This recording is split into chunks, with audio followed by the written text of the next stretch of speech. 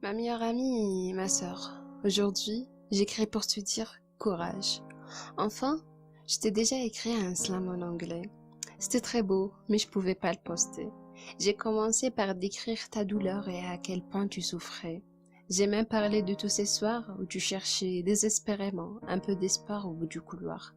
Car je sais que t'es carrément chamboulé, bouleversé, traversé et paralysé. Je sais ce qui est la perte, en son sens propre et figuré, en son sens amer et défiguré. Le chagrin, c'est comme le cancer. Il est incurable parfois, mais il faut lutter contre lui. Je me souviens de ce jour-là. J'étais plongée dans un autre monde, un monde immonde. Je ne voyais rien autour de moi. J'ai perdu le moi en moi. J'étais en émoi. Oui, c'est vrai que tu ne pouvais placer aucun mot pour me consoler comme à tes habitudes, mais ta présence me suffisait largement. Et tu sais pourquoi? Parce que je voyais toujours un petit peu de moi en toi. Tu étais pleine de sincérité et de sérénité, de fragilité et parfois même de naïveté. Tu avais un cœur si sûr et si pur, dans un monde plein de méchanceté. Tu étais riche en cœur, mon ami. Et c'est ainsi la vie, des hauts des cœurs et des bas des humains. On grandissait avec des douleurs et des changements de couleur. Et toi, tu étais perdu, ou presque. Et moi je veux te voir lionne. Je veux pas que tu abandonnes.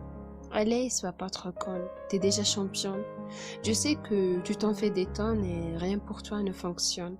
Mais sache que même dans ton silence, tu étais brillante, comme une étoile filante. Je veux te voir forte et ce peu importe. C'est vrai que la vie t'a cassée, mais pas détruite. Elle a longtemps provoqué ta fuite, mais par la suite, tu t'es reconstruite. Et quand la vie se transformera en guerre, faut que tu sois guerrière. Je sais que la vie n'est pas rose, elle est plutôt arc-en-ciel en mille couleurs. Mais faut que tu fasses de ton malheur un bonheur. N'oublie pas ta raison d'être, malgré ton mal-être. N'oublie pas de tout tenter, malgré tu risques de tout rater. Pas besoin de lancer des SOS, trace ton chemin en solo. Mais garde en tête la clémence, la tolérance et l'indulgence du bon Dieu.